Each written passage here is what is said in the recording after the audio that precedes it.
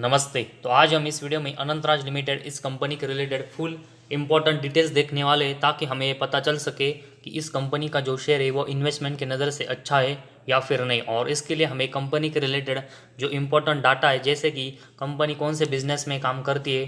Company profit and loss statement में profit earn कर पा रही है या फिर नहीं, कंपनी के बैलेंस शीट में कंपनी के ऊपर कितना बोरेंस है और उसके साथ ही में कंपनी के पास कितने रिजर्व है वो हम देखेंगे। और उसके बाद कंपनी का कैश फ्लोज कैसा है, कंपनी के डेप्टर डेज और इन्वेंट्री डेज के नंबर से वो कैसे है, और उसके साथ ही में कंपनी में प्रमोटर की जो शेयर होल्डिंग है वो कितनी है, और साथ ही में डीएस और एफआईएस की इन्वेस्टमेंट इस कंपनी में है या फिर नहीं। और ये सब इंपॉर्टेंट डाटा देखने के बाद ही हमें पता चलेगा कि ये कंपनी इन्वेस्टमेंट के नज़र से अच्छी है या फिर नहीं। और इसके लिए सबसे पहले हम कंपनी के रिलेटेड जो इम्पोर्टेंट डाटा है उसमें से सबसे पहले हम कंपनी का जो बिजनेस का सेगमेंट है उसके बारे में इंफॉर्मेशन देखते हैं। तो अनंतराज ये कंपनी के बारे में देखेंगे तो ये company IT parks, hospitality projects, says, office complex, shopping mall और उसके साथ ही में रेसिडेंशियल प्रोजेक्ट दिल्ली, हरियाणा, आंध्र प्रदेश, राजस्थान और एनसीआर इन जैसे स्टेट से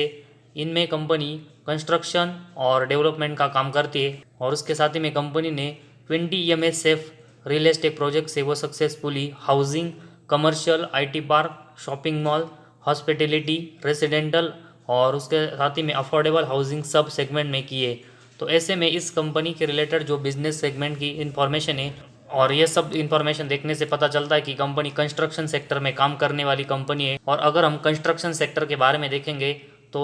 इनमें जो लगभग सभी कंपनियां हैं उनके परफॉर्मेंस अगर हम देखेंगे तो बहुत ही ऊपर नीचे होते हैं। और इसका जो सबसे बड़ा अगर हम रीज़न देखेंगे तो इनकी जो ऑर्डर बुक है वो हमेशा ही हमें बहुत ही ऊपर नीचे होते हुए देखने को मिलती है। और इन रीज़न की वजह से मैक्सिमम कंस्ट्रक्शन सेक्टर का जो बिजनेस है उसके परफॉर्मेंस से हमें बहुत ही वोलाटाइल देखने को मिलते हैं और हमें इस कंपनी के बारे में ऐसा ही देखने को मिल सकता है। तो कंपनी का जो बिजनेस है वो हमने देख लिया, लेकिन इस बिजनेस में कंपनी कैसा परफॉर्मेंस कर रही है उसके लिए सबसे पहले हम कंपनी के प्रॉफिट एंड लॉस स्टेटमेंट देखते हैं, जिसमें हम पिछले 6 सालों का कंपनी का डाटा देखेंगे। और उसमें से सबसे पहले हम कंपनी का सेल्स देखेंगे, जो कि मार्च 18 में कंपनी ने 480 करोड़ का सेल्स किया था, जो कि इसके अगले साल ये कम होकर 350 करोड़ का हुआ। इसके अगले साल ये फिर से ड्रॉप होकर 276 करोड़, मार्च 21 में 250 करोड़ का कंपनी का सेल्स हुआ। तो लगभग मार्च 18 से लेकर मार्च 21 तक कंसिस्टेंट कंपनी की जो सेल्स की ग्रोथ है वो डाउन हुई, लेकिन मार्च 22 और अभी ट्रेलिंग 12 मंथ्स इसमें कंपनी ने अपने सेल्स को फिर से रिकवर किया है। तो ऐसे में अभी हमने जो देखा कि कंपनी कंस्ट्रक्शन सेक्टर में काम करती है, इसकी वजह से कंपनी के परफॉर्मेंस बहुत ही ऊपर नीचे होते हुए देखने को मिल सकते हैं और हमें इस कंपनी के बारे में भी ऐसा ही देखने को मिला है। और इस सेल्स के कंपेरेटिवली अगर हम कंपनी का एक्सपेंस देखेंगे तो कंपनी ने मार्च 18 के बाद कंसिस्टेंट अपनी जो सेल्स है वो एक्सपेंस के कंपेरेटिवली ज़्यादा किए, जिस रीज़न की वजह से ऑपरेटिंग प्रॉफिट में अगर हम देखेंगे तो कंपनी मार्च 18 के बाद कंसिस्टेंट प्रॉफिटेबल देखने को मिली है। तो कंपनी का जो ऑपरेटिंग प्रॉफिट है वो कंसिस्टेंट प्रॉफिटेबल ज़रूर है, लेकिन जिस तरह कंपनी का सेल्स है वो मार्च 18 के बाद अगले 4 साल में ड्रॉप हुआ था, उसी तरह अगर हम ऑपरेटिंग प्रॉफिट देखेंगे तो मार्च 18 में 110 करोड़ का था, जो कि इसके बाद गिर कर 75 करोड़, इसके अगले साल ड्रॉप होकर 52 करोड़, इसके बाद अगले साल ड्रॉप होकर 35 करोड़। और जैसे कंपनी ने अपने सेल्स में मार्च 22 और ट्रेलिंग 12 मंथ्स में एक अच्छी ग्रोथ की, उसी तरह कंपनी का ऑपरेटिंग प्रॉफिट है उसमें कंपनी ने पिछले 2 सालों में बहुत ही अच्छी ग्रोथ की है। तो कंपनी के सेल्स की तरह ही कंपनी का ऑपरेटिंग प्रॉफिट है वो भी हमें बहुत ही वोलाटाइल देखने को मिला है। और उसके बाद कंपनी का ऑपरेटिंग प्रॉफिट मार्जिन देखेंगे, जो कि मार्च 18 में 23% का था, जो कि इसके बाद अगले 4 साल में हमें ये भी ड्रॉप होते हुए देखने को मिला, जिस तरह सेल्स और कंपनी का ऑपरेटिंग प्रॉफिट ड्रॉप हुआ था। और इसके बाद फिर से मार्च 22 और ट्रेलिंग 12 मंथ्स में कंपनी ने इसमें एक अच्छी रिकवरी की है। तो ओवरऑल कंपनी का ऑपरेटिंग प्रॉफिट के साथ ही में ऑपरेटिंग प्रॉफिट मार्जिन के जो नंबर्स है वो भी हमें वोलाटाइल होते हुए देखने को मिले। और उसके बाद प्रॉफिट एंड लॉस स्टेटमेंट में जो इंपॉर्टेंट पॉइंट थे कंपनी का नेट प्रॉफिट, उसके बारे में इंफॉर्मेशन देखते हैं। और कंपनी का नेट प्रॉफिट अगर हम देखेंगे तो मार्च 18 में 66 करोड़ का था, जो कि इसके अगले साल ये ड्रॉप होकर 40 करोड़ का हुआ, इसके अगले साल ड्रॉप होकर 24 और इसके अगले साल ड्रॉप होकर 9 करोड़। तो ऐसे में कंपनी का सेल्स, ऑपरेटिंग प्रॉफिट और ऑपरेटिंग प्रॉफिट मार्जिन की तरह ही मार्च 18 के बाद अगले 3 साल कंपनी का नेट प्रॉफिट ड्रॉप हुआ। और इसके बाद मार्च 22 में फिर से इसमें रिकवरी कर कर कंपनी ने नेट प्रॉफिट 53 करोड़ का किया और ट्रेलिंग 12 मंथ्स में अभी 125 करोड़ का किया है। तो पिछले 2 सालों में कंपनी के जो नेट प्रॉफिट है उसमें कंपनी ने बहुत ही अच्छी रिकवरी की, लेकिन ओवरऑल अगर हम कंपनी का नेट प्रॉफिट देखेंगे तो ये भी हमें वोलाटाइल देखने को मिला। और उसके साथ ही में कंपनी का अर्निंग पर शेयर भी देखेंगे तो मार्च 18 के बाद अगले 3 सालों में कंसिस्टेंट ड्रॉप हुआ, और उसके बाद मार्च 22 और ट्रेलिंग 12 मंथ्स में कंपनी ने इसमें बहुत ही अच्छी रिकवरी की है। तो overall profit and loss statement में सभी सेगमेंट में अगर हम देखेंगे तो पिछले 2 साल मतलब मार्च 22 और ट्रेलिंग 12 मंथ्स, इन दोनों सालों में कंपनी ने सभी सेगमेंट में बहुत ही अच्छी ग्रोथ की है। लेकिन इससे पहले कंपनी का जो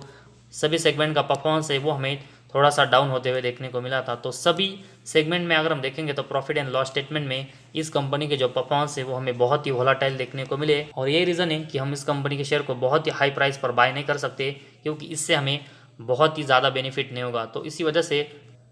ये कंपनी इन्वेस्टमेंट की नज़र से अच्छी है, लेकिन किसी भी प्राइस पर हम इस कंपनी के शेयर को बाय नहीं कर सकते। और उसके बाद कंपनी की बैलेंस शीट के बारे में हम इंफॉर्मेशन देखते हैं, जिसमें इस कंपनी के अगर हम रिजर्व देखेंगे जो कि मार्च 18 में 4000 करोड़ के ऊपर थे, जो कि इसके बाद अगर हम देखेंगे तो अगले 3 साल में कंपनी के जो रिजर्व है मार्च 21 तक कम हुए थे, लेकिन मार्च 22 और सितंबर 22 इसमें कंपनी ने अपने रिजर्व में फिर से रिकवरी की, और इस कंपनी का रिजर्व है वो 2600 करोड़ का सितंबर 22 में किया है। और उसके कंपैरेटिवली कंपनी का अगर हम बोरिंग्स देखेंगे तो मार्च 18 में 2600 करोड़ का कंपनी का बोरिंग्स था, जो कि इसके बाद कंसिस्टेंट कंपनी अपने ऊपर का जो बोरिंग्स है वो हमें कम करते हुए देखने को मिली। तो ऐसे में ये कंपनी जिस तरह कंसिस्टेंट अपने ऊपर का जो बोरिंग्स है वो कम कर रही है, और अगर हमें आने वाले क्वार्टर्स और ईयर्स में कंपनी ऐसे ही बोरिंग्स कम करते हुए देखने को मिलती है तो ज़रूर कंपनी अपने नेट प्रॉफिट में कंसिस्टेंट हमें यहाँ से अच्छी ग्रोथ करते हुए देखने को मिलेगी। लेकिन इसके लिए कंपनी को अपने ऊपर का जो बोरिंग्स है वो कंसिस्टेंट कम करना पड़ेगा,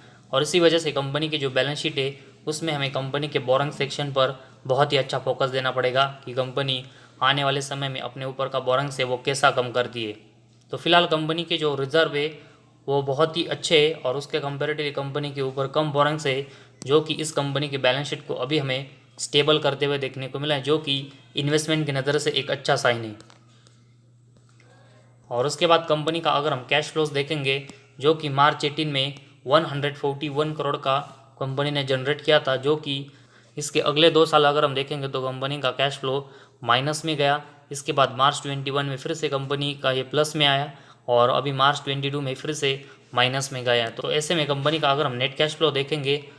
तो मैक्सिमम टाइम इसके नंबर से वो लॉस में है, और इसी वजह से कंपनी को अपने नेट कैश फ्लो में बहुत इम्प्रूवमेंट की ज़रूरत है।